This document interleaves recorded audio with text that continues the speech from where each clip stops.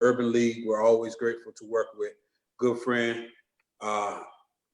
James Perry and the fine folk over at the Urban League, even other partners, Alpha Phi Alpha fraternities and others who joined into this effort. So good evening, everybody.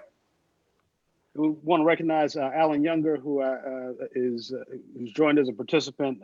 He's a member of the Alpha Pi Lambda chapter of Alpha Phi Alpha, who's been a really strong partner of ours in this effort. And Reverend Carlisle, you know, I really appreciate your point about just how important of a role education plays. You know, one of the things that that really shocked me, that I didn't realize, even as a civil rights lawyer, was, you know, through my childhood, I'd always read the language from the Brown versus Board of Education case, and always read the language with all deliberate speed. And I always, I think, presumed, because of the word speed and because of context clues, that deliberate meant that they had to move quickly to desegregate schools. And so I was shocked in law school when I realized that all deliberate speed meant that they didn't have to do it quickly, right? And that, as a matter of fact, that they could take their time. And it meant ultimately that despite the fact that there was this amazing victory in Brown versus Board of Education, that school systems around the country moved as slowly as possible to desegregate schools, and that in many cases, they never truly integrated schools. And that there are very few instances where schools actually achieved any level of actual integration that really recognized the actual spirit of Brown versus Board of Education. And so, you know, this is, I think, a conversation that is always timely. This idea that we want to make sure that children have true access to equitable education opportunity. James, so, can I add to your statement? I wanted to add to your statement too. Not only were many school systems slow with desegregating schools, but we know over the course of the past 30 years, those that have experienced some level of integration have resegregated. And I think that is an important part of our modern discussion about, you know, the tragedy of resegregating after some level of segregation had been achieved in some school systems. Absolutely, absolutely. So with that, I think, and as much as you and I could probably have this conversation all night, it's probably best to go ahead and turn this conversation over to the experts. Sure. And so I want to introduce Kenneth Pettigrew, who serves as Chief Operating Officer here at the Urban League, who's going to moderate the discussion. And obviously you and I will stick around and we might poke our heads in a bit, but we're going to turn it over to our moderator and to our experts to lead this conversation. Well, good evening, folks. I'm so glad for everyone joining us here on Zoom and on Facebook Live. We've been doing a lot of virtual work here at the Urban League, so this is an exciting opportunity to continue doing that virtual work, to be sure that we're bringing great information, particularly in this time of protest when we have an opportunity to start moving towards some policy changes and policy recommendations for our leadership, both on the municipal, state, and federal levels. So I'm going to go ahead, and also I'm Kenneth Pettigrew, I'm the Chief Operating Officer of the Winston-Salem Urban League. Happy to have both my friends Kelly Easton and Amber Baker joining us tonight for this conversation. So I do want to give a quick introduction of both of them. And I'll start with Dr. Amber Baker. Dr. Amber Baker has served for more than a decade as principal at Kimberly Park Elementary School in Winston-Salem. Dr. Baker holds a Bachelor of Science in Elementary Education from Winston-Salem State University and earned a Master of Arts and PhD at Ohio State University. She has received advanced training at the City of Winston-Salem University, the Harvard Institute for Academic Achievement, the National Institute for School Leaders, the Ruby Payne Framework for Understanding Poverty National Training, and the Wake Forest University School Leadership Initiative, Go Deeks. Dr. Baker serves as Vice Chair of Forsyth County Democratic Party's African American Caucus. And recently, Dr. Baker launched her campaign to serve as state representative for North Carolina's 72nd District The seat was set to be vacated by Representative Durham Montgomery, who announced his intentions to run for Congress, thereby preventing him from running for re-election in that district. So we're very happy to have Dr. Baker with us tonight. And so also we have a great advocate, Kelly Easton, with us tonight. A Winston-Salem native, Kelly P. Easton's experience spans across a variety of sectors, including B2B, strategic marketing, brand development and management, communications, project management, community development and organizing, advocacy, and government relations. Kelly has worked with an extensive list of women and minority business leaders on various business development and policy efforts, including serving as the Senior Vice President of Business Development for Black Girls Vote, where Kelly was recognized for establishing the corporate and advocacy strategy behind Activate the Vote. Kelly proudly serves as the president of the Young Adult Committee of the Winston-Salem chapter of the NAACP, the vice board chair of Hustle Winston-Salem, and chair for the City of Winston-Salem's Minority and Women Business Enterprise Advisory Committee. Currently, Kelly is serving as executive director of Action for Equity, a grassroots policy advocacy organization seeking to achieve equity in Winston-Salem Forsyth County School System, and CEO and co-founder of Easton Reed Group, a strategy and management company located here in Winston-Salem, North Carolina. Kelly achieved a Bachelor of Science in Information Systems and Sciences from the Earl Graves School of Business, Morgan State University. Kelly is the proud mother to beautiful children, Caroline Kelly Easton and Kalonji Easton. So I am so glad that they are joining us tonight.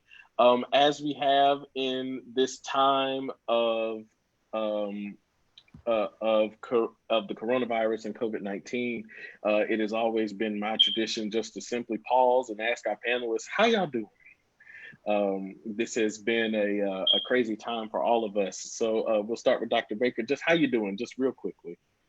Well, I just want to say thank you for asking that question. My post recently has really centered around us checking in and checking on each other.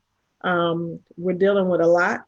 And for me, being originally from Louisville, Kentucky, I'm dealing with some residual scars of having to integrate Jefferson County Public Schools in 1976, and just memory of the Klan pulling our driver off the bus and putting the shotgun to his head and threatening to blow his brains out, and teachers refusing to teach us because they didn't want to teach niggas, and being chased home. And so I'm dealing with kind of some residual from that, being from a hometown that historically has been overtly hostile to people of color and African Americans. And so, dealing with that and being home and, the lack of interaction with people.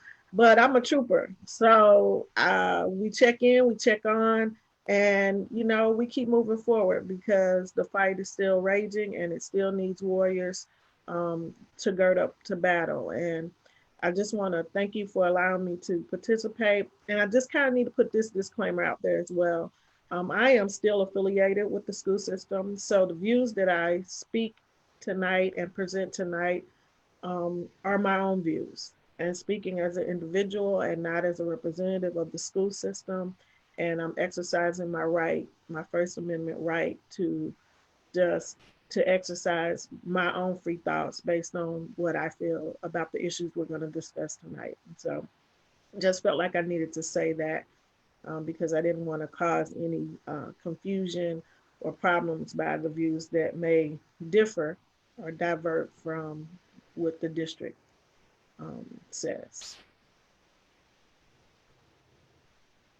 But I'm good. Kelly, how you doing?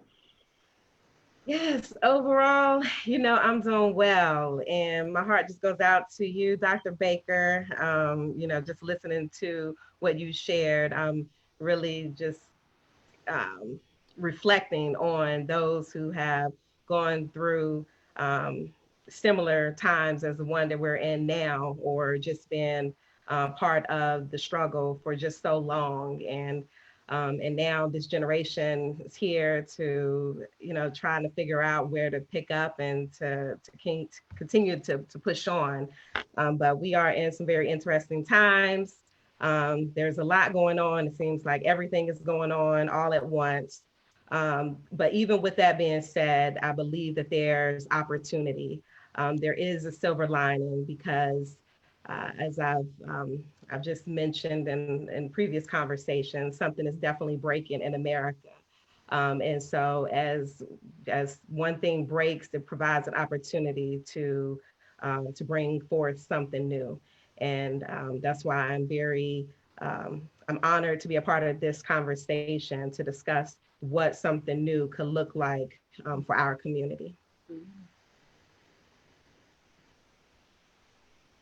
Great.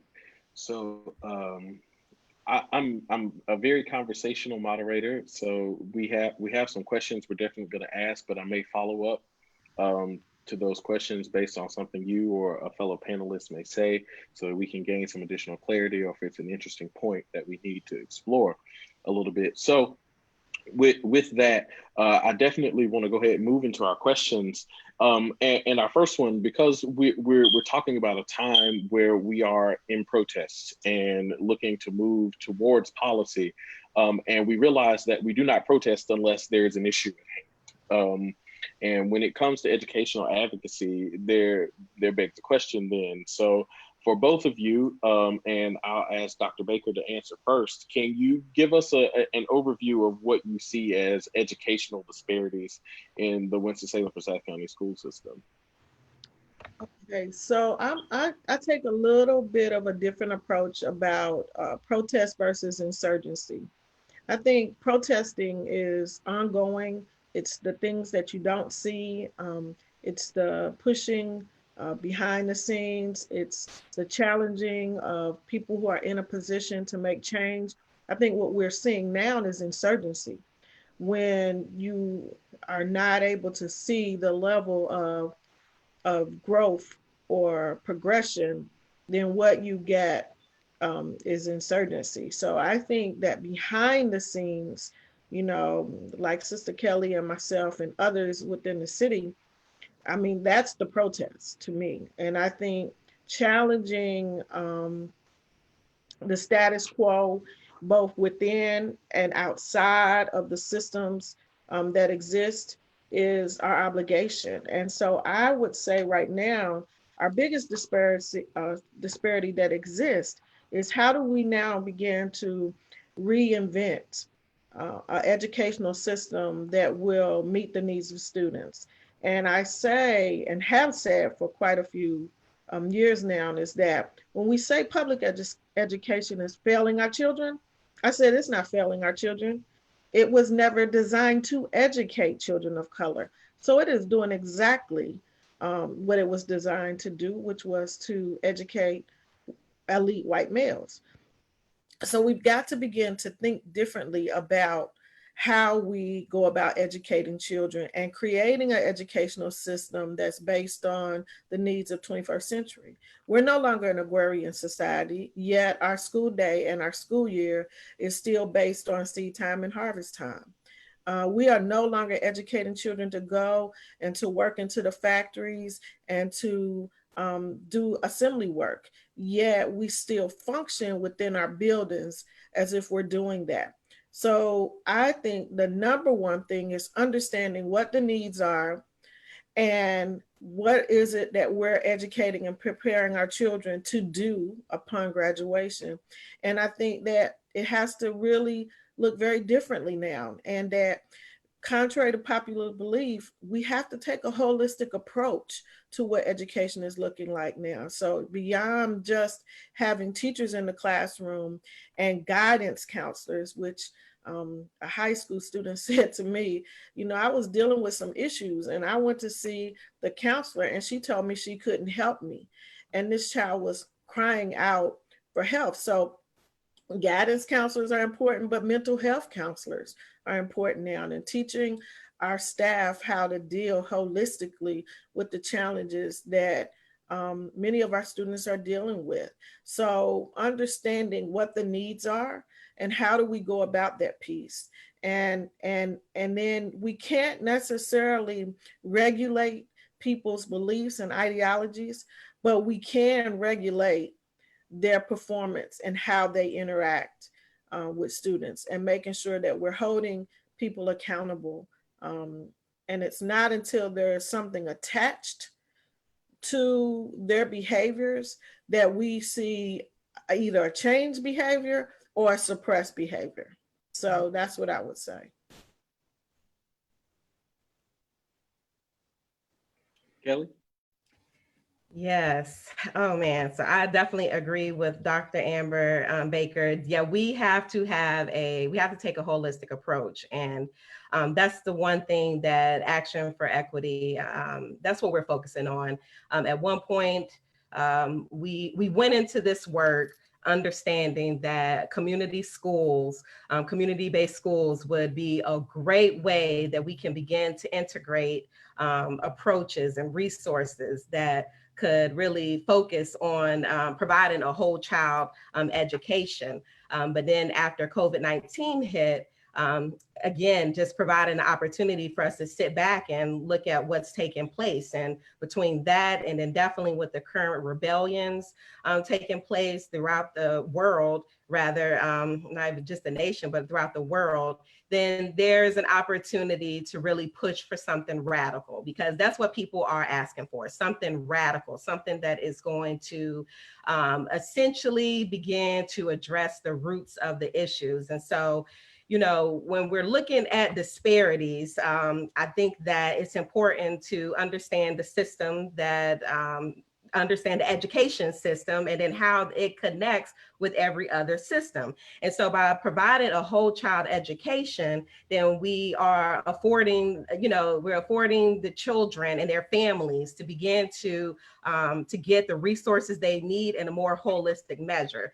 Because when you're breaking down, looking at the disparities, we can go through, like I went through the Forsyth Promise report. Every time I go through it, I just become angry. Dr. Baker is right. Like, the protest has been going on. We've been protesting ever since we started fighting for Ashley, and definitely far more, including Dr. Baker and Carlisle and Perry, youth Pettigrew. We've been protesting around education for so long.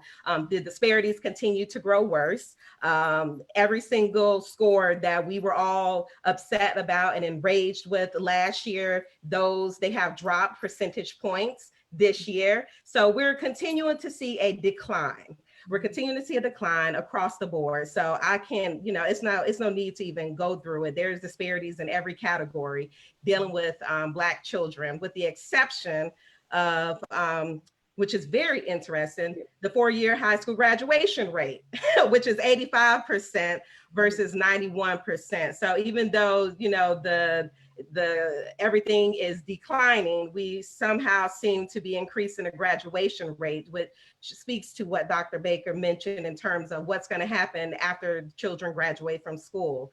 So I think that as a result of COVID-19, I'm just encouraging everyone to look at disparities with a new lens now. We have to look at what's going on in the child's school. Do they feel a sense of belonging there?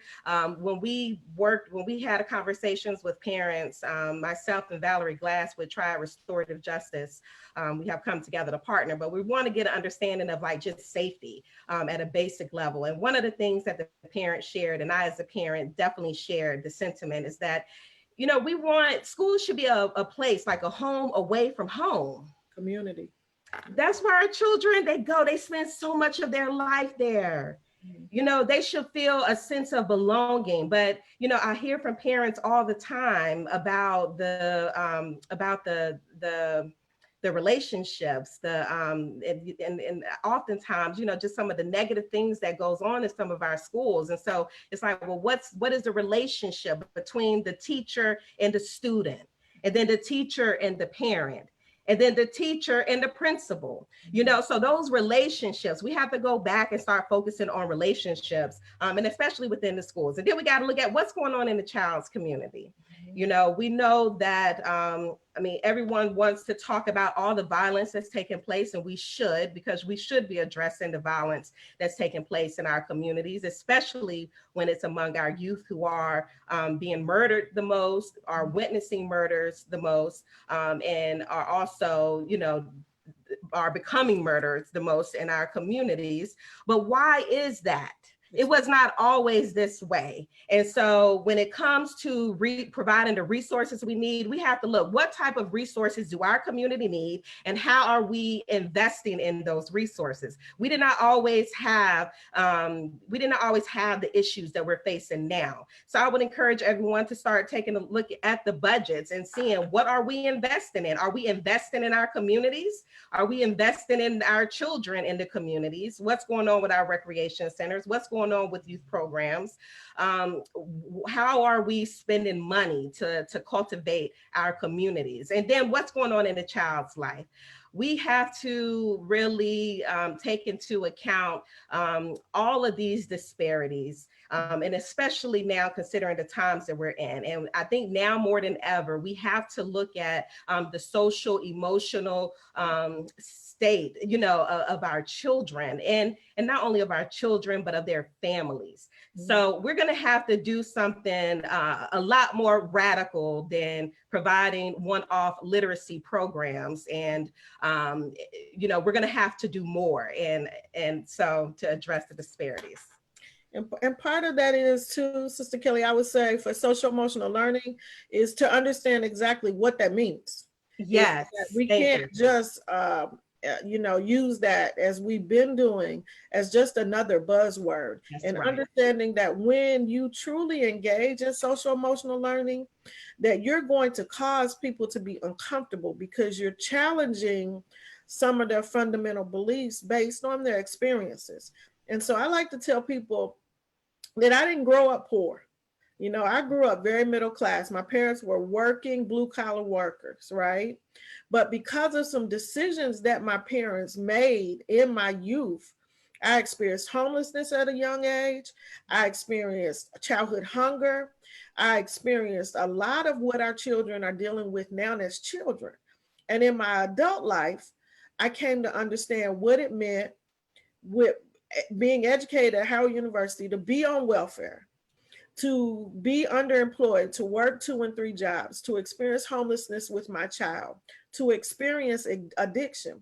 So I say all of that to say that sometimes my middle class background still shows up in my work. Yes. And so understanding when that shows up and being honest about that. And so one of the things that we did at Kimberly Park is we created safe space for people to be able to say, both black and white, like, I don't understand this. I don't have a frame of work for this. I don't have a frame of reference for this. And so when you're talking about creating these psychologically safe environments within a school, if you have an administrator that is unwilling or unable to challenge their own fundamental beliefs about how they deal with children of color and children from poverty, impoverished situations, then we're going to continue to be on this spinning wheel. And I'm not saying that it's just our white colleagues. You know, some of us as Black folks don't understand how our own upbringing and how our own fundamental beliefs about the lens that we look through for life interferes. It's not wrong, but it can get in the way. And so when we're talking about doing this courageous work that you just so eloquently outlined, there is going to be work to do internally, and you have to be open to when somebody checks you, because when you deal with young people and nobody's talking to young people, they will tell you what they need from you, and they will tell you what we're not getting right as adults. But so often we make decisions without them, and we don't even take into consideration the decisions that have been made and how they're negatively, in fact, impacting them. You talk about the Rex and all of that. I'm sorry, go ahead. No, so I kind of want to follow up on this a little bit when we start talking about buzzwords in particular. both of you have talked about on some level social emotional learning, and then what you have been describing are what we call with jargon ACEs. So the adverse childhood experiences, right? And I know the Precise Promise has been doing some intentional work around ACEs in just in the recent past, and currently. So part of what I want to tap into here, Dr. Baker, you talked about the idea that the system is doing exactly what it's supposed to do. It was designed for the failure of certain populations and for the success of others. And Kelly, you've talked about whole child education. When we start talking about social emotional learning and start talking about adverse childhood experiences and thinking about how the disparities in our system currently exist and what they look like, what is the role of community, more so outside of the school system and folks within the institution itself, but what is the role of community in beginning to address some of those issues in ways that would be positive towards overcoming some of these disparities in our educational system? So you want me to go first, Sister Kelly, or you want to go since that falls right in your lap? Yeah, I'm ready for it. Let's. It means so, and the interesting thing about that question is that I think that we really, that is a very good question, and that I think, yeah, it's a very good question, because some people, when they think community, then they just think of what's taking place in the world of nonprofit, stakeholder type of community. And then there's but oftentimes, and especially when dealing with the Black community, it does not include Black assets. It does not include our Black institutions in the way that gives agency. And so that tends to be the power struggle when we're looking at bringing about systems change, because Black folk have the ability to make decisions and what's right for our communities and for our children and for our schools. And so we really have to find ways to best be able to present those ideas and to push forth those ideas.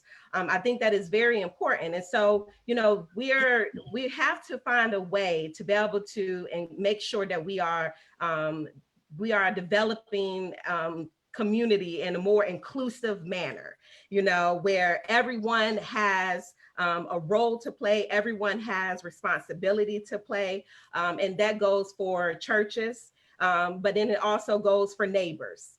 And I think that it's important, and everybody in between. I love seeing the Urban League and the NAACP come together to address something as our two Black strong institutions, that's been doing this work longer than any other Black institution in America, because this is important work. This right here is the type of thing that needs to happen. We need to come together to have these discussions so we can cultivate the right synergy to be able to produce the ideas that are needed and to be able to create the networks, so we can, truly be able to have some interventions and address systems change. But then we definitely need the resources. And so I think that, when we're looking at the community's role, part of the community role is developing a true sense of community, and then being able to work with the school district. And the school district has to create space for community to come in and to do that. So, it's always a power struggle, and sometimes it's intentional, sometimes it's not so much, because, everyone wants to take ownership. But, if we're going to have true community schools, then we're going to have to figure out how do we give space for everyone to be able to contribute. And I would add to that at the top, when we were talking about some of the residual effects of what happened when we started this desegregation of schools, was the desegregation of resources and assets. And And as people of color, as Black folks, you know, began to have options about where they could live, and they chose to move, you know, out of the community where the schools existed based on this perception that, you know, the whiter communities were better schools. I don't begrudge anyone to live wherever they want to live. But understanding that when you move away from the hub of where the greatest impact to our race is occurring, then you're also taking away those resources and that intellectual capital that once defined a community. And so oftentimes you will hear older people who came through the old segregated schools, and they talk about the old Kimberly and Carver and Atkins, and you know, they remember all of their teachers, right? But what they fail to realize is they also lived in that community with the students. So they understood what was going on in the community. They were church members, they were friends with the parents. And again, if you choose not to live in the school, in the communities where the schools have the greatest impact, adversarial impact, then your commitment has to be and must be to bringing your resources back into that community.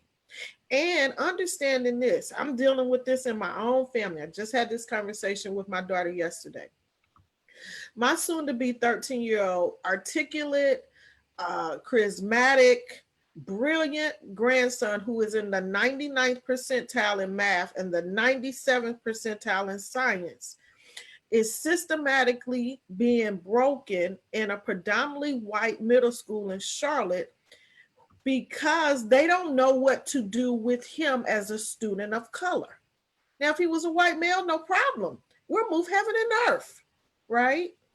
So understanding, like I told her, you cannot continue to keep him in a school environment that does not understand the needs of our African American males in particular, particularly when they are that high functioning. And so imagine children who are brilliant in other areas. What I used to tell my teachers, I keep forgetting, I'm not at Kimberly Park.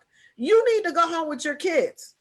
And if you go home with them, you better stay at their hip because you don't understand the rules in the community once you leave the four walls of this building.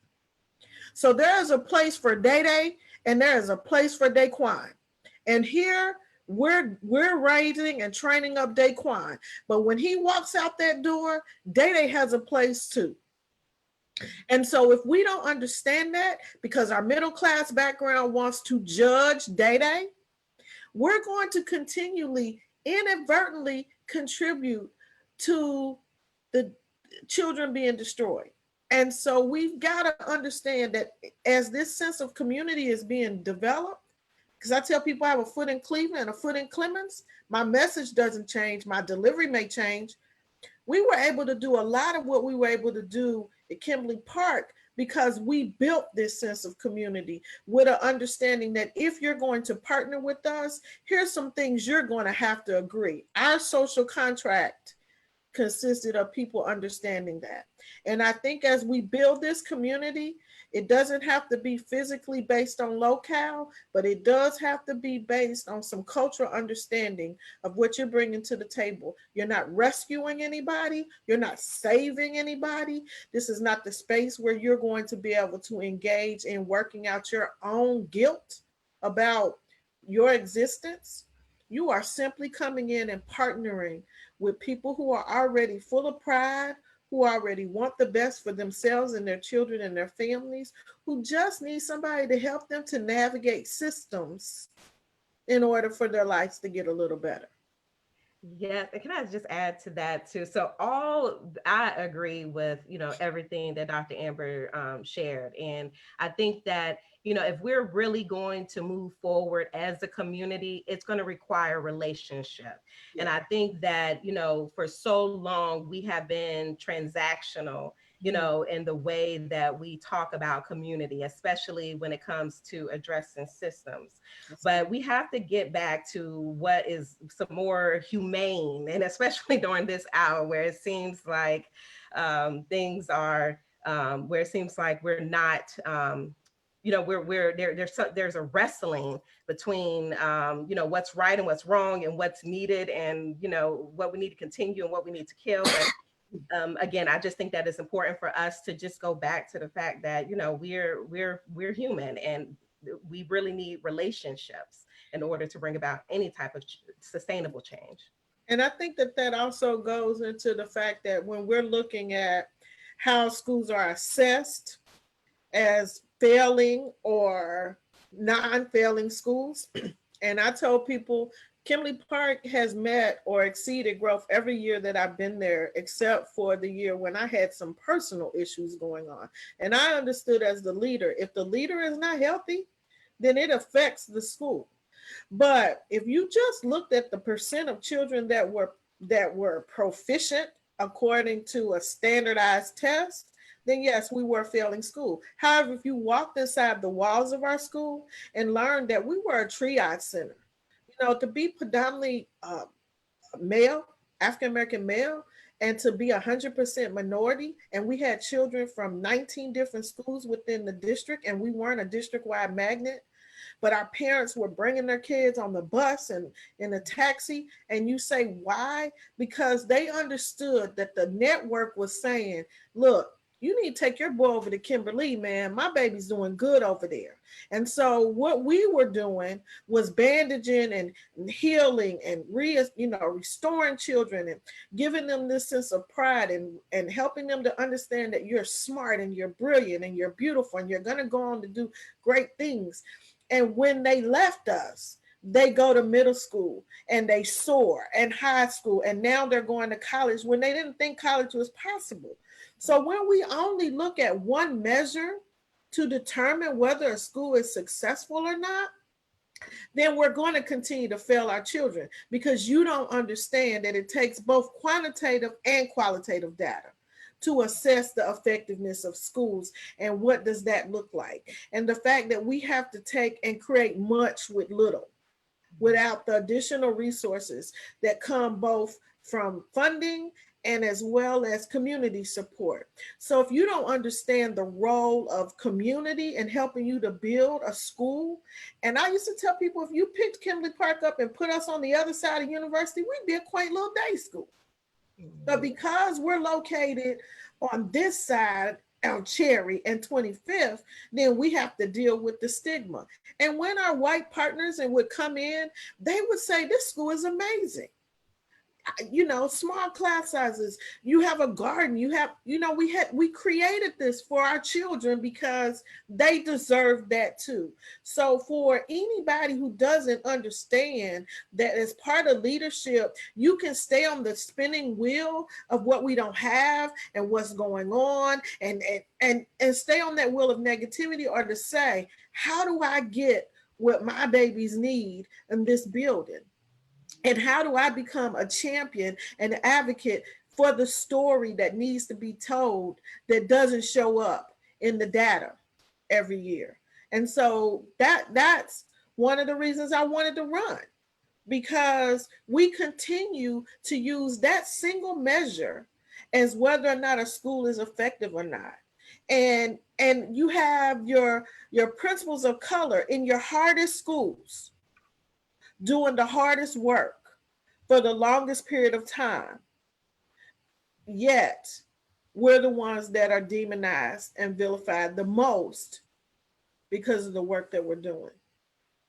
So, both of you have actually started to touch on something I want us to discuss tonight, but definitely from talking about educational disparities, it's intrinsically tied to issues of resegregation happening in our schools.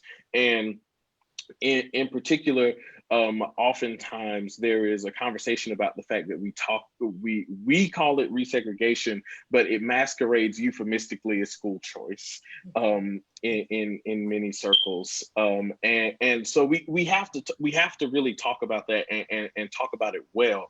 So Kelly, talk to me more, I should say, about segregation and how it's affecting educational attainment and showing up in our schools here.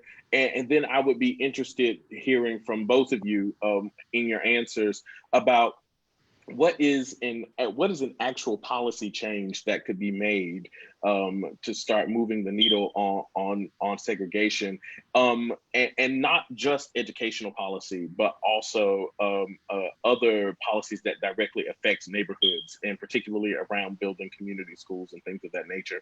What policy recommendations do we have that come around this issue of school segregation? So Kelly, I want to start with you on this one.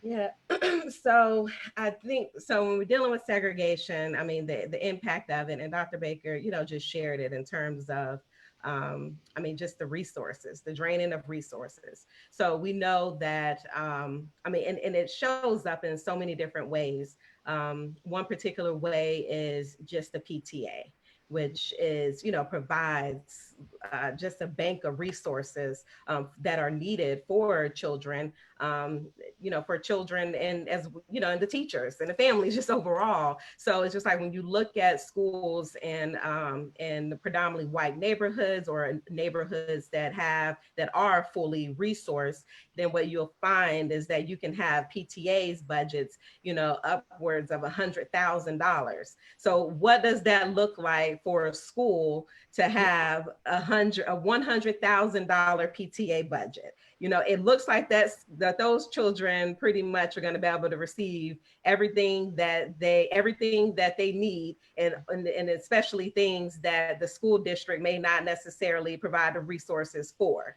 But then when you look at schools that in communities where those resources are not there, then you're not going to have that same type of PTA. So those children are, they're going to have to deal with the smaller budget, because public education, we know, is just has been defunded over the past couple of years, and now actually the state of North Carolina is in court because the state has not been funding education. And so who's getting hit the most? The children who are in the schools that are already under resourced due to poverty, due to the isolation and the marginalization that has been strategically designed to put all of one demographic in one area, and giving space for another demographic in other areas. So that school is going to be underfunded. And then when you're talking about being able to provide the different resources to help children in terms of tutoring, special programs, like Dr. Baker, she had the freedom schools at her school. Like, we need those type of programs, but it makes it very difficult when you have to try to figure it out, how to get those things done. So segregation has definitely impacted our schools in a major way, and that, and it shows throughout the community. It shows in the increase of violence. It shows just in the conditions, when it has the impact that directly connects it to every other system. When you're looking at housing, there becomes an issue. When you're looking at food, it becomes an issue. When you're looking at even the relationships among the police, the law enforcement agency, like, it becomes an issue. Everything is integrated and they're all impacted. So in terms of policies that address that, I will go back again to the whole child education, because it focuses first and primarily on the health of the child. It focuses on the health of the child, and that's a holistic health. So that is the mental health, the importance of making sure that child, there is a sense of belonging, as Dr. Baker shared, that cultural awareness, all of that is taken into consideration. But then also the physical health of the children. There are schools now in several districts across the nation that have moved towards this type of model, where there are clinics, medical clinics and dental clinics right there in the schools. And that's what we're fighting for Ashley Elementary School. That's the plan. But you there, so the child can go to school. They're going to get their mental health needs met. They're going to get their physical needs met in terms of being able to have access to health care. And then they're also going to be able to, there's going to be a focus on their nutrition, because we know that obesity continues to grow among our children as well. The physical activities. So I think to me, when we're speaking of education and being able to discuss policies that, that intersects with the entire child, the school is a vehicle for us to be able to bring about a policy change that will have a holistic impact. And the best example of that will be the Harlem Children's Zone. The Harlem Children's Zone, that school transformed that community. It transformed that community because they began, as soon as they found out the mother was pregnant, you have school staff going out and recruiting and letting that parent know about the opportunities that's afforded to her. So now, that mother is beginning to learn how to take care of herself. Talking about that social and emotional learning and being able to nourish, the educator, the parent even being the educator. So, we have to, again, just find policies, think outside the box. And yes, it is important to look at the intersectionalities of these systems, and for education, then the school is the vehicle. So what kind of policy can we put forth, especially in our community where, poverty is one of our number one issues that's impacting, so many other things within our community. So how can we address that? We can start by focusing on families, focusing on children, and using the school as a vehicle. I would say that as our demographics change in the city, and by that I mean we have more and more people that are moving to Winston, that are choosing Winston as their home. And I've said to the mayor and to the governor, people won't stay if we don't get education right. And so as we have more and more people that are moving to Winston, they don't understand how we are so segregated in our school system now. And so they don't want that. They don't want their children, some do not want their children going to school in predominantly single race schools. And so we're having people now pushing for us looking at our school choice plan that are not predominantly African Americans. And so I always say, when you get white folks behind the issue, something's going to change, because we've been crying out that we needed to look at our school choice plan because it has disadvantaged children of color. So I think one of the things that we need to look at is, what does that look like? Because even as we talk about possibly revisiting the school choice plan for some other plan, we have to make sure that we have some culturally relevant pieces in there in terms of training, and how do we equip not only our teachers, but our leadership on how will you begin to handle children of color in your building. That has to be a part of that. What the Ruby Praying framework for poverty, the whole reason I took that training was not that I didn't understand poverty, but I wanted to understand it from the standpoint that people were paying tens and hundreds of thousands of dollars to equip their staff with the poverty, to deal with poverty. However, and speaking of Ruby Payne, I asked her, why didn't she talk about race? Because that framework does not talk about race. So you can't talk about Ruby Payne's work without talking about Jawaza Kunjufu's work, and understanding how that impacts African American and Hispanic boys in particular. So when we're looking at these policies, we can't just look at it from a broad standpoint. We have got to be explicit and specific.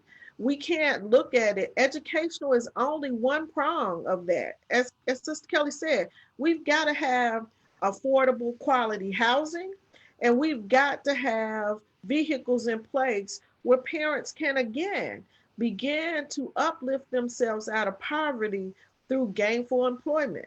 And so one of the things that I've continued to challenge our city leadership and state leadership, when we give businesses these tax credits and incentives to do business in our city and our state, we have got to begin to challenge them to have some type of program in place where people can make a gainful living, get out of the and ascend up the ranks. So again, they can begin to pull themselves out of poverty through work, you know? And so, and if they leave beforehand, we want our money back.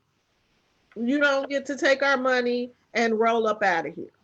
So that, you know, we can't continue to talk about education in a vacuum. We've got to continue to talk about that, like you said, as an interrelational piece. So, and be willing to have the difficult conversations, because we are now 20 something years into our school choice plan. And like we always like to say, what does the data say? And why is it when it comes to talking about the school choice plan, we refuse to deal with what the data is saying? And so on this subject of segregation, we're talking about a reality of racial disparity, and the actual separation of races in schooling. And when we start thinking about the things that happen in our schools, how schools continue to receive funding, how teachers are evaluated, and all of this, it all links directly back to testing. And we have long known, and there's plenty of data that continues to show us that testing is not the barometer by which you can really measure the success of a student, a teacher, or a school. And so one of the things I'm really interested in hearing from both of you about are policy recommendations around measurement for student success, but that completely looks at testing and reevaluates this whole idea around testing. And I want to start with Dr. Baker on this one, and then move to you, Kelly. I'm really interested in policy recommendations around that. So I think that high stakes testing tell us what? It tells us how well a child does on one particular day in the life of their educational experience. And I think whether you're talking about high stakes testing, whether you're talking about our standard grading system, it does not speak to mastery. And so I think that if we're going to continue with high stakes testing and we're going to continue to assess how children are doing, we need to look at growth versus proficiency, because I think that's a fairer model. You know, if you talk to our gifted students, and gifted as identified by the school system, they are now learning that growth is even important to their children because they're already proficient. And when they look at a growth model, they're not happy because their children are not growing. So I would say that's one thing that we need to look at. We need to look at mastery, right? And so we don't care how long it takes a child to master a standard. We need to make sure that we're working with them to attain the mastery of the standards. And I think we need to move to a standards-based report card, because it's easier, it's more convoluted in the sense that it's more information given to the parents, but it lets the parents know exactly where their children are succeeding and where their children need some additional support. I think from an administrator standpoint, as you're leading your team, then you're better able to provide them with the skills and the support in terms of how to help them with a child with mastery. So, you know, we put far too much weight on the results of standard-based testing, but we know that those are also culturally biased. So until we deal with that, it's not an effective measure for assessing whether or not a child is successful. I don't know. Did I get that for you? Did I answer that? Okay. Yeah, Kelly. Yeah. Yeah. So I agree with everything Dr. Baker shared. And again, I am here just really singing the praises of the whole child education, because that is a systems change. That is the ultimate policy of policies, as I think, as and many people would share that. And basically with that, then there are different things that are being measured. I think that there has to be some ongoing benchmarking around that will help to monitor the student's achievement. And then, in each child, each child learns differently, so it's like, how can we have the resources to be able to collaborate, to be able to offer a differentiated instruction to support the learning for each student? And it seems like it's a lot, but the truth of the matter is, one of the best examples we have is one that came right out of a school here in Winston-Salem, Forsyth County, and that was Latham.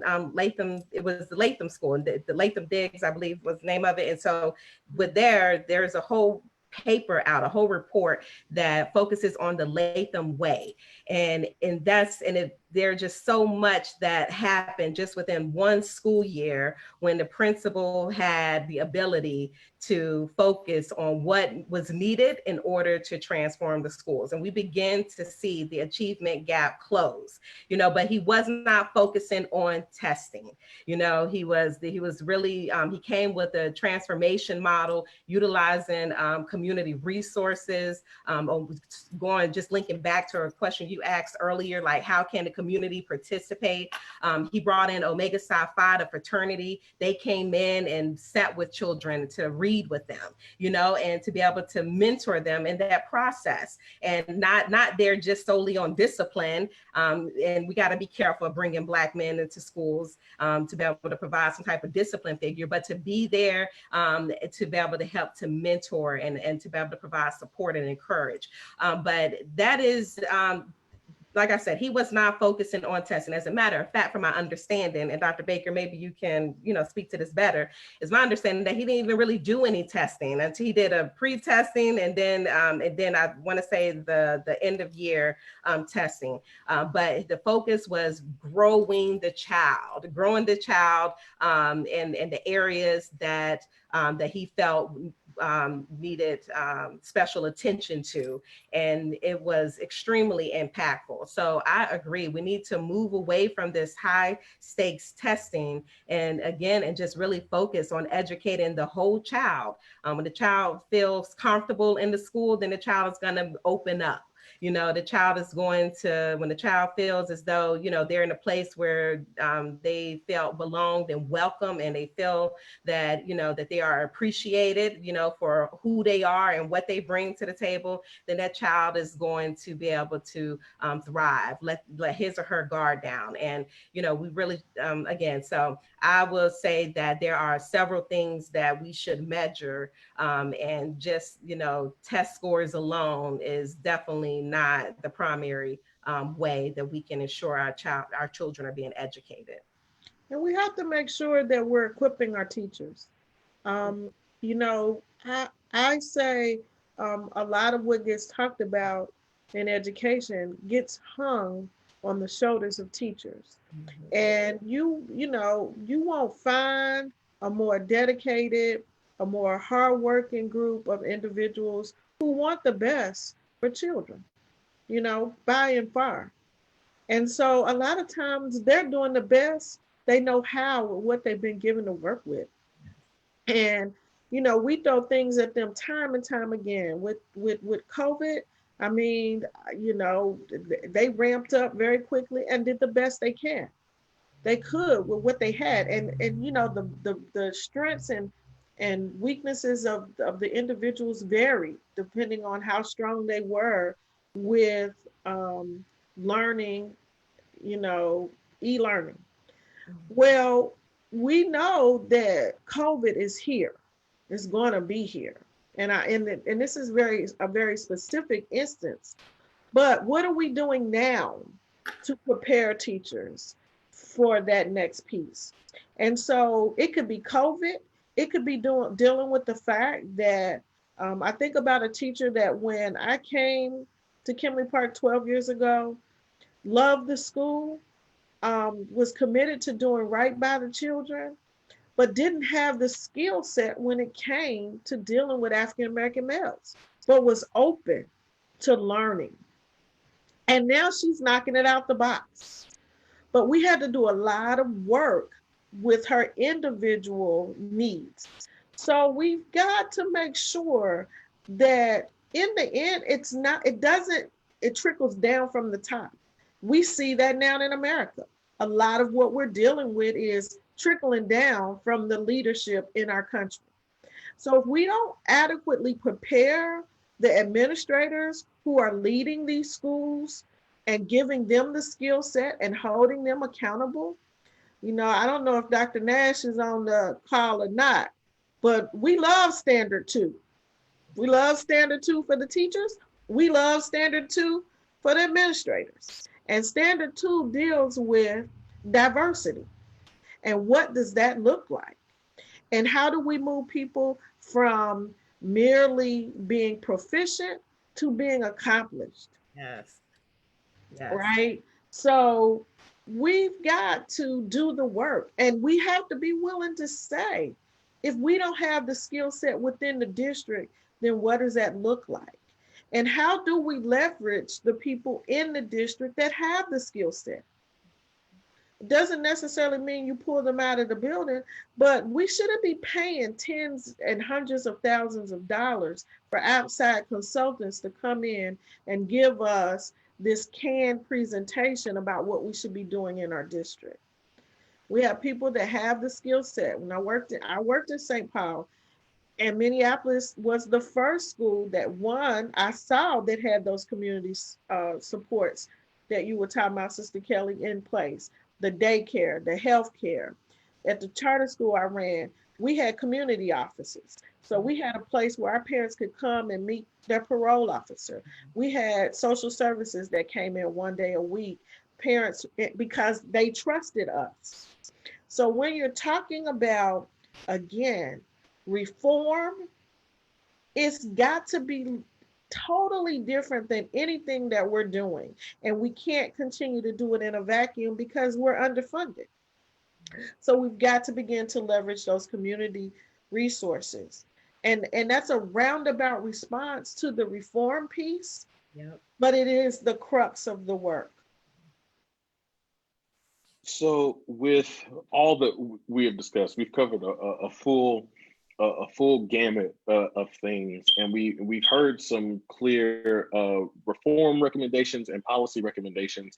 And one of the things that I want to make very clear about this conversation to those who are attending the conversation, it is that this webinar series is called Black Lives Matter, from protest to policy. And the reason is that there is a reality that we must focus on the work that is needed to improve the educational lives of Black and Brown students in this city, this county, and even broader. But we're here to talk about where we are.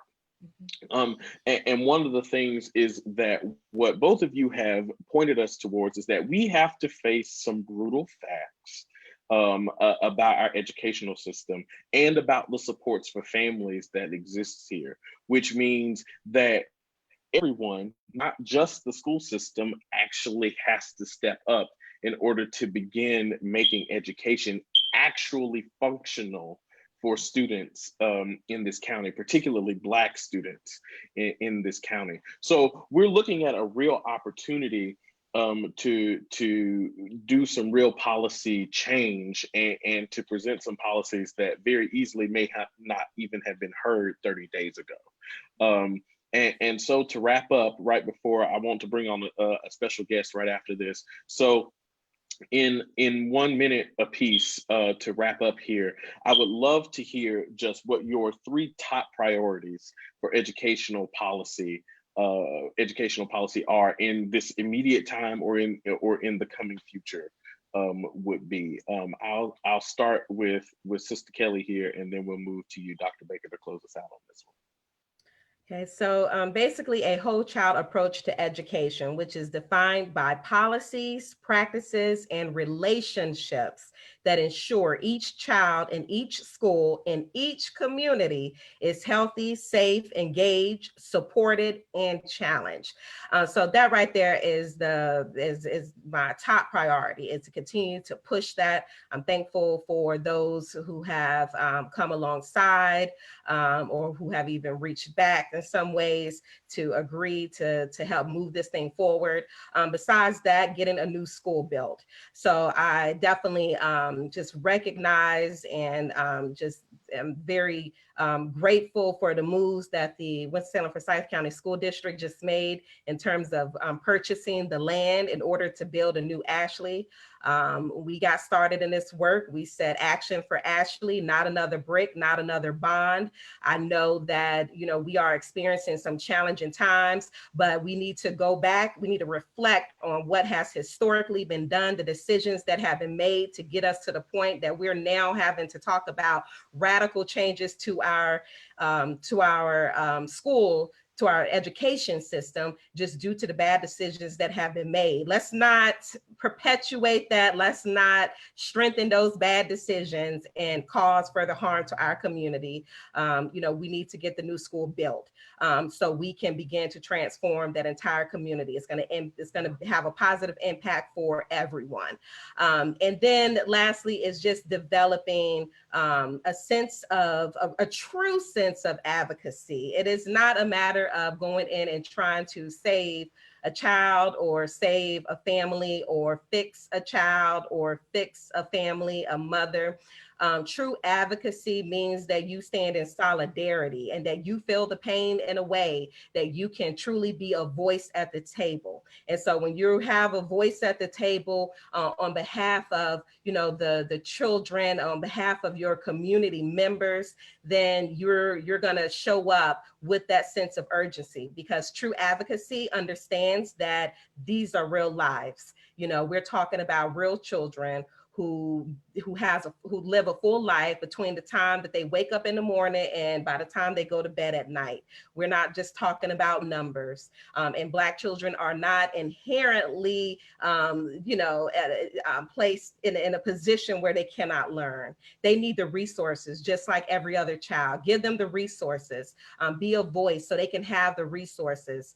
So those would be my 3 top priorities. Okay.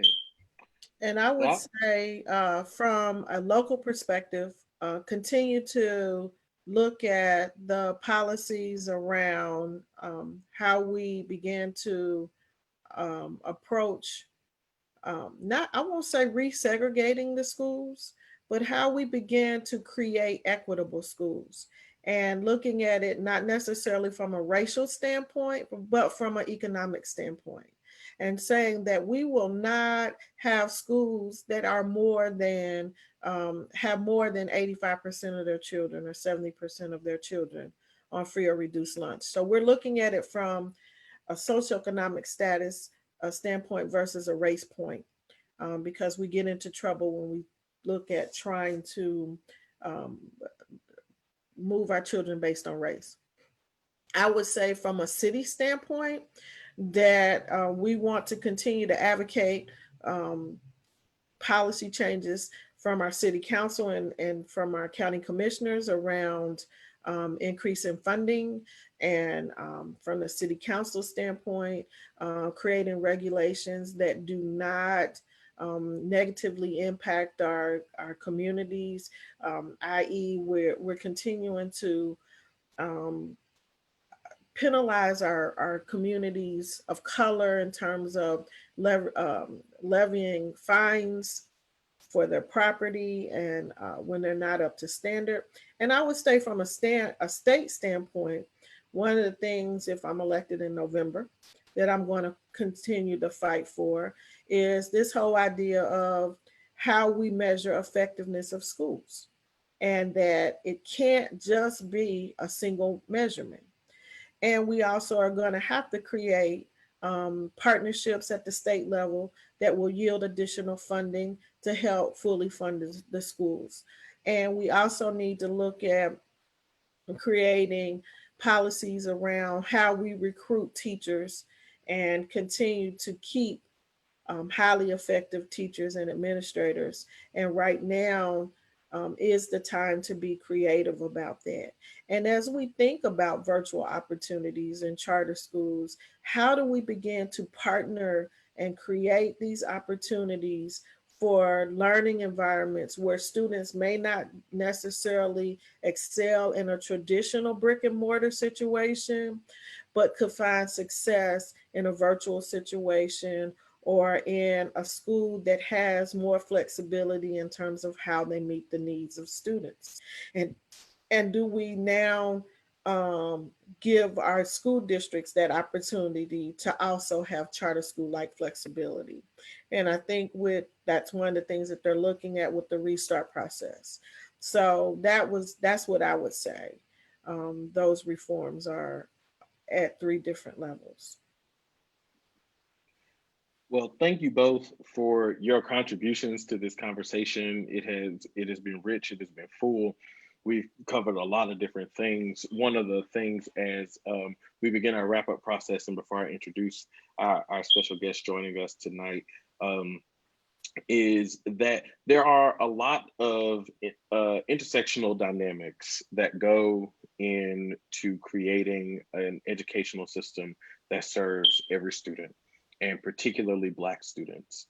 And what we've talked about a lot is the intersection between race and class, between education and race, and between education and class. And that all of those things work together in particular ways, but that there come times where we have to begin to having a conversation about race that does not include class, and to have a conversation about class that does not include race. And we started to tap into some of that tonight, but it's a conversation that must continue, and one that we have to continue to have in order to begin improving our educational system here in Winston-Salem and Forsyth County. So I'm grateful to the two of you for saying some of what needed to be said, because we need to hear it, and for the many allies who are on this webinar tonight. I think things were said that needed to be heard that are beyond internal conversations within Black community, to where we need to understand what the real dynamics that are going on here, and how we need to begin moving in a different direction to begin bringing some real change to our school system. And so, speaking of our school system, and with that, I am privileged to introduce someone I've known for some years now, and that many of our community have gotten to know better. It's the chair of our Board of Education, Ms. Malashay Woodbury, and I'm so glad that she has joined us to just offer some closing thoughts as we begin to prepare to close out with our webinar tonight. Shay, the floor is yours. Thank you, Kenneth, and just thank you to everybody on the call tonight. I especially would like to take the time out to thank the Urban League up under the leadership of Mr. James Perry, Alpha Phi Alpha fraternity, for being the leaders that they are in our community. I want to thank, of course, the NAACP under the leadership of Pastor Carlisle, Action for Equity with Kelly Easton, of course, Dr. Baker. And, you know, if I could be succinct, protest to policy is about voting. And I can assure you that I bear witness to it, because I am the manifestation of the protest from the community to put me in a seat to where when I became chair of the school board and a school board member, I attempted to fulfill those protests by, one, creating a committee on policy. Policy is about accountability that's connected to budgets and resources. And so the Equity Policy Committee was of no osmosis or it came out of nowhere. That was the hard work over time in this community to get someone on the board to advocate for the needs of not just our community, but holistically for all children, right? And so in addition to the equity policy, of course, the school choice special committee was created to try to combat desegregation in our schools. And so that was not by, chance. That was by, of course, protest to policy. People in the community saying, hey, we need to make sure that we grow somebody into what we hope to fulfill by way of change, and something that we can hold systems accountable for. And so I wanted to make sure that this community, understood where the road meets the rubber. Protest to policy is about getting out to vote. And I think the other layer is that the community has to take ownership in whom you are raising and learning and growing into the position to represent the people. Because the unsophisticated side of this, and it doesn't sound, really, I guess, is people don't want to hear this, but policy is about a majority of the vote. How can I, representing you, also get 4 other people as it relates to the school board to commit to an equity policy? We didn't have an equity policy before this school board came on, which is 100%, I believe, connected to the energy in the Winston-Salem and Forsyth County community to see something different, right? So those things are very instrumental when we talk about protest to policy. You have to then get the votes on the board or the council or the commissioner to make that change happen. And so then we get into a whole nother level of the protest to policy, transformation. And I think, as a community, we're going to have to continue to, dig deeper and deeper into, now that we have people representing us on these, in these elected positions, how do then we engage so that their positions are leveraged to where we see that change happen in our community. The last piece that I will leave with the community is that the school board is now looking at our student discipline policy, because we want it to reflect a more equal and restorative justice type environment or response to student discipline. So instead of it being punitive and very proactive about punishing children, we want to start thinking differently about how do we help students make good decisions and build a climate around students wanting to make good decisions, and help adults say, hey, I used to be 12 and 13 too, and I didn't always make the right choices. So how do I help to restore children in order for them to move forward and ideally live good, healthy adult lives? So I think that, ultimately, from a school board perspective, the work is not done. I think that as the community continue to challenge and advocate and, hold us accountable for the work that we should be doing for all children, which according to the, state constitution, every child has a right to a sound and basic education. And that's ultimately what, I think every citizen wants. Then this board, the city council, the county commissioners can be responsive to the needs of the community. And I'll tell you now, it's not always going to be perfect, but it will begin to, I think, make a change in some of the issues we have in, our community in a more progressive way.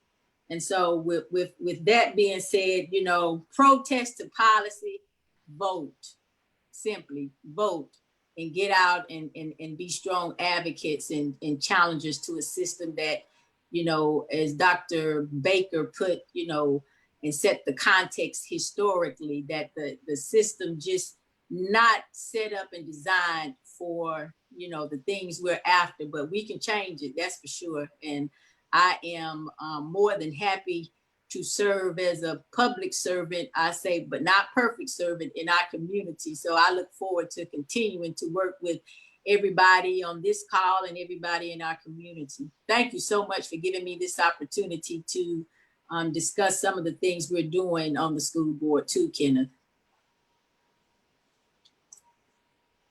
Absolutely. So I want to thank everyone, especially Chair Woodbury and Kelly Easton and Dr. Amber Baker for joining us for this really important conversation tonight. I do want to say that your questions and things have not gone unnoticed. We will find avenues to make sure that these questions get answered in various ways, both on Facebook and the ones that have been received through the conversation in the Zoom chat. But we want to wrap up because everyone has evenings ahead of them. But I want to turn it back over to James and Reverend Carlisle to go ahead and close us out for the evening. Reverend Carlisle, you want to go first? Yes, I will go first. Again, I want to reiterate the words of Kenneth. Thank you to Dr. Baker. Thank you to Kelly and Chair Woodbury jumping in and bringing us home.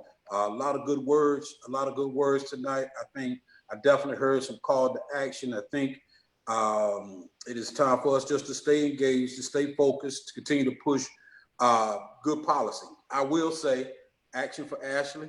Not another bond, not another brick. We need movement on the. We're grateful for the land. We want 28, 35 million for a new school. I want to say it. I want to throw it out there. This is Reverend Carlisle. Don't throw rocks at the Urban League. Amen. This is Reverend Carlisle saying it. But we need that school. We need that school now. We don't need a middle school at Smith Farm. The population is. Uh-oh. Oh, no, you can't tell me he froze up right there. Come on now. Oh, Lord. All right. Well, I think you got the gist of Reverend Carlisle's point, which is that we need Ashley now, and that justice delayed is justice denied. I also noticed that either on Zoom or on Facebook that that school board members Lyda Calvert-Hayes and Elizabeth Motzinger joined, and so I just wanted to recognize them and thank them for joining and for listening in, and say that we appreciate them joining and participating. You know, I have heard Chair Woodbury, Dr. Baker and Kelly Easton speak many times, and I've met with each of them privately, and I just can't say how much I'm impressed over and over again each and every time that I hear them espouse their thoughts and their philosophies around just about any issue, but particularly about education. And I'm also always blown away by the fierce advocacy that each of you bring to the work that you do. Thank you so much for exacting your time this evening on behalf of our communities. It's 7 o'clock, and so we're going to honor our commitment to end on time. Thank you all very much, and hopefully we'll see all of you again tomorrow night for Black Lives Matter protests to policy, bridging the gap, increasing economic opportunity. Thank you very much, and good night. Thank you. Thank you. Thank you.